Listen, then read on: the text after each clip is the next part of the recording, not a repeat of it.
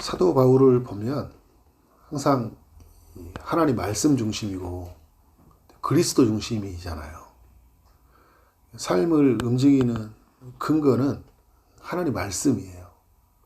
말씀이 그러한가라는 것부터 시작하는 거죠. 예수님이 교회의 주가 되시고 또 교회를 이끄는 주인 되시잖아요. 철저하게 그리스도 중심에서 교회를 바라봐요. 그리고 인간의 삶의 관계를 다 하나님 말씀에서 그런 문제로 이렇게 바라보는 이 바울의 모습을 볼 수 있습니다. 그래서 바울은 1절에서 내가 그리스도를 본받는 것 같이 너희는 나를 본받는 자가 되라 이야기를 하고 있어요. 그러니까 바울의 삶에 집중하는 게 아니라 바울이 누구를 향해 있어요? 하나님을 향해 있고 말씀을 향해 있고 그리스도를 향해 있잖아요. 그러니까 고린도 교회도 어떻게 하라는 거예요?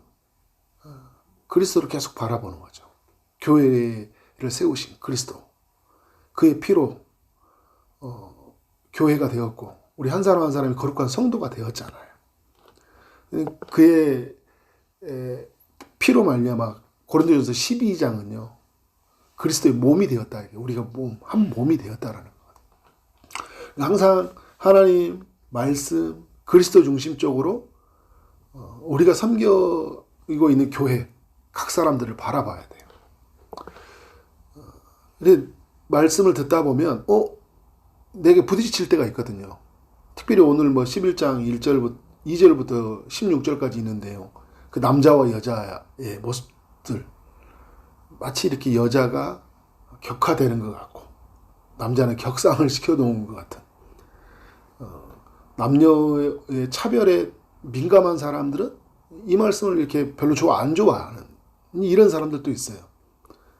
근데 여러분 우리는 항상 어디에 초점을 둬야 됩니까? 하나님 말씀에서 그리스도를 중심으로 우리가 바라봐야 돼요. 우리가 유리하게 바라본 게 아니라 말씀에 우리가 어떻게 하는 거예요? 맞추어 가는 거예요. 나한테 말씀을 맞추는 게 아니라 말씀에 우리의 세계관, 말씀에 우리의 생각이 맞추어져 가야 된다라는 거죠. 2절부터 나온 이야기가 뭐냐면 예배 때 여자가 머리에 무엇인가를 쓰고 드려야 한다. 남자는 쓰지 않고 드려야 된다. 이게 핵심 내용이거든요. 그런데 이제 이걸 하기 위해서 남자와 여자의 그 역할에 대해서 이야기를 하는 게 뭐냐면 3절에 각 남자의 머리는 그리스도요 여자의 머리는 남자요 그리스도의 머리는 하나님이시라 이렇게 선언을 하고 시작을 하고 있어요. 이 아래의 내용으로 쭉 봤을 때 여자가 머리를 쓴다라는 것은요. 그러니까 머리를 쓴다라는 것은 이 질서 가운데서 여자의 머리가 남자라는 그리고 남자의 머리는 그리스도다라는 것. 그리스도의 머리는 하나님이다라는 것을 보여주는 거예요. 이 머리에 무엇인가를 쓰는 것을 통해서. 그래서 여러분 이 머리에 쓴다라는 것은 여성으로서 여성다움의 아름다움을 표현하기도 하지만 내 삶에 있어서 하나님이 질서를 부여했잖아요. 그러니까 하나님이 남자를 먼저 만드시고 그리고 여자를 낳게 했잖아요. 그죠? 하나님, 그리스도, 남자, 여자. 이게 하나님의 교회 가운데 세우신 질서예요. 근데 머리를 쓴다라는 것은 그 질서를 세우신 하나님을 인정하는 거예요. 이제 여기에서 우리가 출발점이 있어야 되겠죠. 그래서 어떤 사람들은 불만이 돼 있는 사람들도 있어요. 우리 이제 장로교 다니는 사람들도 왜 남자는 막 머리에 우리 이제 임직식 하고 그러면 남자는 안수하고 여자는 안 하냐. 그죠? 왜 남자만 목사냐. 그죠? 남자만 장로냐. 안수 집사냐. 이것 때문에 불만이 있어요. 그래서 이제 막 교단을 옮겨가지고 이제 목사도 하시는 분도 있고. 제가 그분들 폄하하는 게 아니라 이것에 대해서 이렇게 유독 이렇게 좀 민감한 분들이 있어요. 근데 우리가 말씀에 비추어 가보면 교회를 세우기 위해서 하나님이 그죠? 남자를 통해서 하나님이 일하심들이 이렇게 있거든요. 근데 이거를 차별로 보지 않고 질서로 보는 거예요. 질서로. 하나님이 교회를 세우시기 위해서 남자를 또 세우시고, 그러니까 남자와 여자에 있어서의 차별보다는 질서이고요. 역할이에요. 역할. 남자가 해야 되는 역할. 그러니까 우리가 교회 생활을 해보면 남자와 여성은 다 그런 건 아니에요. 다르잖아요. 달라. 생각하는 것도 다르고요. 추진하는 것도 달라요. 그런 면에서 역할의 차이가 있거든요. 근데 하나님은 이 역할의 차이에서 질서를 부여하시고, 질서를. 우리는 신앙생활 하면서 어떻게 하는 거예요? 그 질서 가운데서 그 질서를 따라가면 되는 거예요. 질서를 역행하지 않고, 이 시대의 문화에 맞춰서 막 요구하지 않고, 말씀에 맞춰가면 되는 거예요.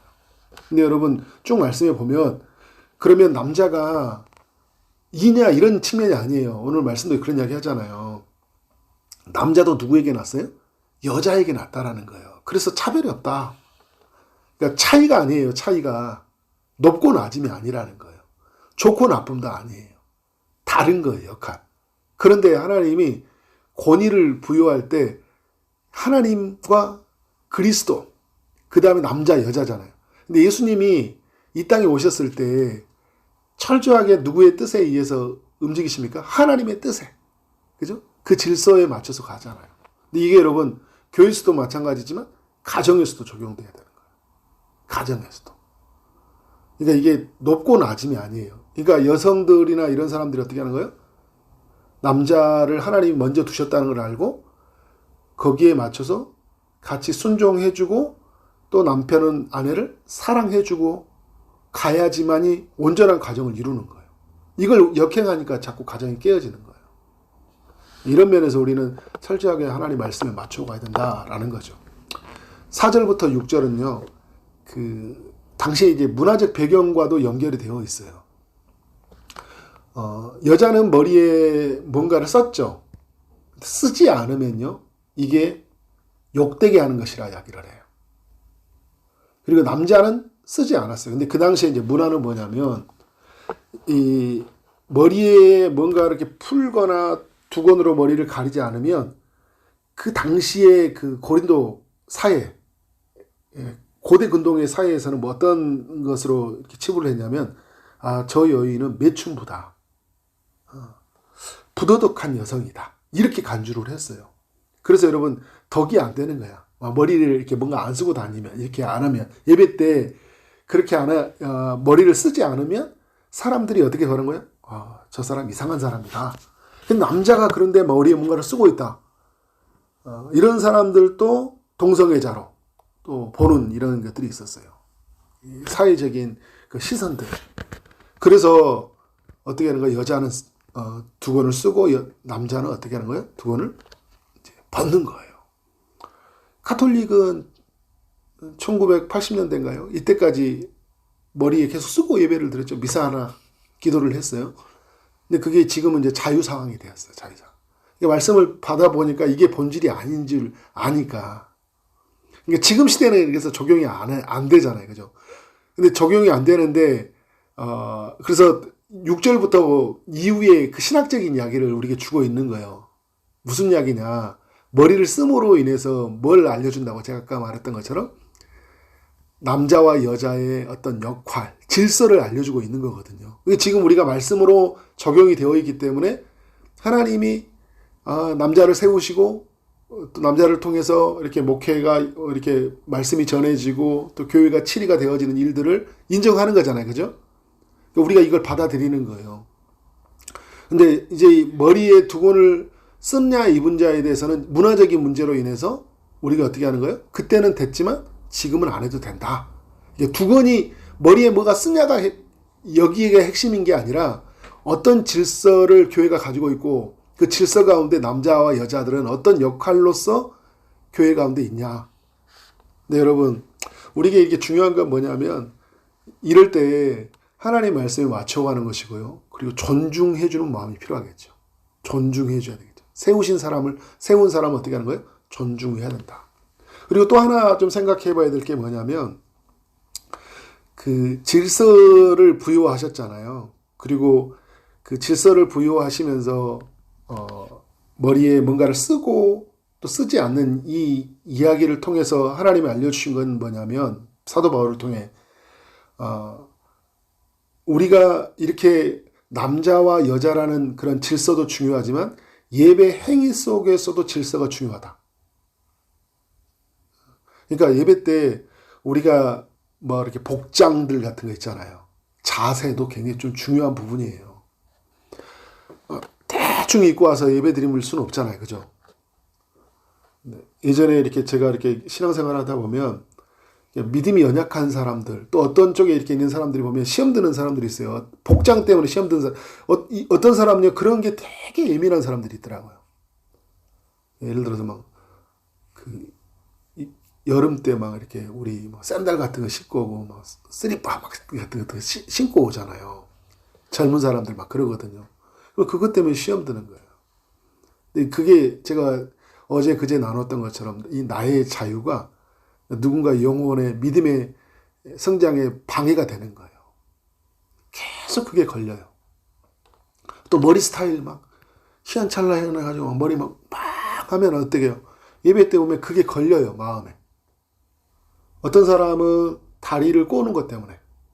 제가 예전에 다리가 아파가지고 예배 때 지금도 기억이 나요.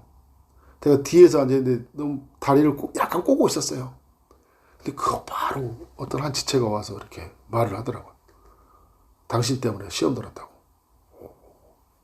저도 당신이 그렇게 말해준 것 때문에 시험 들었습니다. 이렇게.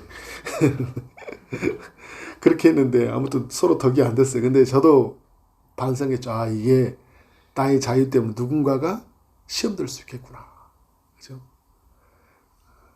그래서 예배 때 여러분 막 우리 보면 그 커피 같은 거 갖다 놓고 막 앉아다 이렇게 보잖아요. 나는 편하게 안 졸라고 하는데 그거 보고 시험 든 사람도 많아요. 지금 뭐 하는 거지, 그죠? 그런 면들이 어떻게 해요? 우리가 그러니까 나의 예배지만 우리의 예배예요.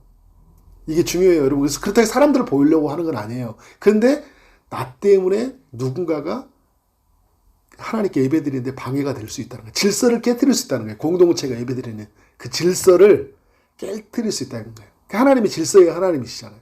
그러니까 우리가 어떻게 하는 거예요? 질서 있게 남자와 여자의 질서를, 권위의 질서를 세우고, 그리고 어떻게 하는 거예요? 행위의 질서들, 해야 될 것과 하지 말아야 될 것들에 대해서 질서를 잘 세우는 것들은 또 중요하다. 그런 면에서 우리가 잘 적용되어졌으면 좋겠다라는 생각이 있습니다. 오늘 말씀이. 오늘 그리고 17절 이하부터 보면 예배 때 이루어지는 성찬에 관한 이야기거든요. 근데 이 성찬에 관한 이야기 때, 이 고린도 교회 안에서 성찬이 행해졌던 것들, 행해지지 않느냐, 이게 관건이 아니라 대하는 자세가 잘못됐다라는 거예요. 16절, 이렇게 17절 이하로 보면, 17절 이하에 보면 그런 모습들이 뭐냐면 좀 양가 차별이 있어요. 파벌로, 성별로, 믿음이 좋은 사람과 믿음이 좋지 않은 사람, 이런 게 파벌이 되어 있거든요. 그래서 18절에 이렇게 내용들을 보면 교회에 모일 때 너희 중에 분쟁이 있다함을 어느 정도 어떻게 하는 거예요? 믿거니와 너희 중에 파당이 있어야 너희 중에 옳다 인정을 받은 자들이 나타나게 되리라. 이제 이런 말씀들이 뭐냐면 교회 안에 그 분쟁들이 있다라는 거거든요. 그러니까 성찬을 할 때도요, 뭔가 계층을 따라 차별이 이루어지는 거예요. 그래서 21절에 보니까 이는 먹을 때 각각 자기의 만찬을 먼저 갖다 먹음으로 어떤 사람은 시장하고 어떤 사람은 취함이라. 먼저 갖다 먹은 사람 때문에 어떤 사람들은 자기가 다 먹어버리고요. 성찬에서 포도주나 이런 것도 다 먹어버리고 자기가 취해버리고요. 그리고 자기는 배부른 거예요. 그런데 어떤 사람인가요? 22절에 하나님의 교회를 업신여기고 빈궁관자들을 부끄럽게 하지 않았느냐. 가난한 자들이 성찬에 참여하는데 어려움이 생기는 거예요. 이게 성찬이 아니잖아요. 예수님이 성찬을 이렇게 만든 게 아니잖아요. 이런 의미가 아니거든요, 교회는. 근데 이런 게 사라지는 거예요. 그래서 22전에 이런 참여하는 행동은요, 교회를 업신여기는 행동이다 이야기하고 있어요. 그래서 사도 바울이 이 부분을 바로잡기 위해서 예수님이 행하셨던 성찬의 이야기를 해주고 있는 거예요. 그러니까 바울은요, 그리스도를 중심으로 계속 나간다 하잖아요. 이 문제를 그리스도가 어떻게 했냐라는 거예요. 예수님이 어떻게 하셨냐. 그리고 예수님이라면 어떻게 하실까라는 그런 관점을 가지고 해석해 가는 거예요. 이건 성찬의 본래 의도가 아니라는 거죠. 그래서 여러분, 본질이 사라지고 우리 안에 공동체 어려움이 생기면요, 항상 예수님이 하셨던 일, 그리고 예수님이 하셨던 일들을 기록한 성경의 말씀으로 가야 되는 거예요. 거기서 찾아보는 거예요. 이게 본래 의도가 그런 게 아니지 않냐. 예배는 그런 게 의도가 그렇지 않은 것 아니냐. 라고 우리가 가야 되는 거예요. 그리고 거기서부터 우리의 삶의 문제를 해결해 가야 된다는 거죠. 그래서 바울이 주장하는 건 뭐냐면 26절에 이거 성찬은 주의 죽으심을 기념하는 것이고 주님이 오실 때까지 계속 해야 되는 거예요. 그런데 여러분, 이 성찬이 하냐 안 하냐보다 더 중요한 게 뭐냐면 어떻게 참여하냐가 중요한 거거든요. 어떻게 참여해야 되냐. 근데 합당하지 않게 하는 건요, 예수님께 죄를 짓는 거라고 이야기를 해요. 합당하지 않는 것들이 뭐가 있어요? 지금 다른 사람들을 차별하는 거. 그러니까 지금 행해지는 의식이 문제가 아니라 그 의식을 행하는 태도가 잘못된 거예요. 참여하는 게. 근데 이거 두 가지 측면에서 생각을 하는 거예요. 하나는 죄의 문제, 하나님과 우리와 관계의 문제. 죄의 문제를 가지고 있으면 하나님께 합당한 성찬이 되지 못하는 거예요. 그리고 이것도 같은 연결이지만 공동체와 관계를 깨트리는 일을 가지면서 성찬에 참여하는 이것도 잘못된 거라는 거예요. 그래서 여러분, 우리가 성찬이나 참여 예배 때 참여할 때는 항상 하나님과 우리의 관계, 사람들과 관계를 살피는 거예요. 마태복음 산상수훈에서 이야기하잖아요. 그죠?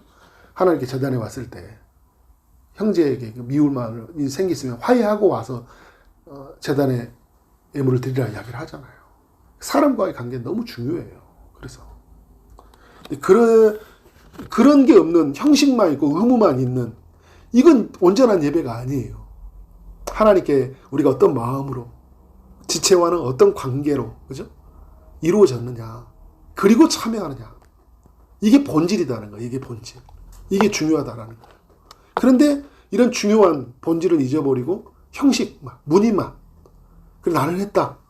그런데 차별이 있고 그리고 그 사람들에 대한 어떤 편견이 있고 큰 장벽이 있고 이렇게 가는 예배는 하나님이 원하지 않다. 그래서 여러분 오늘 이 11장 전체의 내용은 보면 예배에 관한 내용이라고 할 수 있어요. 그러니까 고린도 교회 안에 그 잘못된 예배관 질서가 깨어져 있고 너무 세속화되어 있고 너무 자기중심화되어 있는 말씀과 상관없는 그리스도와 상관없는 예배 그리스도와 상관없는 공동체의 관계 이런 모습에 대한 사도 바울의 안타까움에 대한 토로죠. 이런 모습 보고 근데 우리에게도 이런 모습이 많이 드러난다라는 거예요. 철저히 우리는 이런 말씀을 보면서 어떤 생각을 가져야 되냐면 고린도전서 이야기를 보면서요. 우리는 말씀 앞에 가야 된다. 중요한 본질로 가야 된다. 그렇게 살아가는 우리 삶이 되어지길 원합니다. 네, 기도합니다. 하나님 감사합니다. 고린도전서 11장을 통해 우리 모두가 하나님 옆에서 어떤 삶으로 나아가야 될지 알려주시니 감사합니다. 사도 바울이 그랬듯이 언제나 우리는 하나님 말씀 앞으로 그리스도 중심으로 살아가도록 인도해 주옵소서. 온전한 예배가 되기 위해서 우리의 역할이 무엇인지 또 사람들을 어떻게 존중해야 되는지 또 본질이 무엇인지를 생각하고 그렇게 하나님 앞에 나아가는 삶이 되게 하여 주옵소서. 예수 그리스도 이름으로 기도를 쌓옵나이다. 아멘.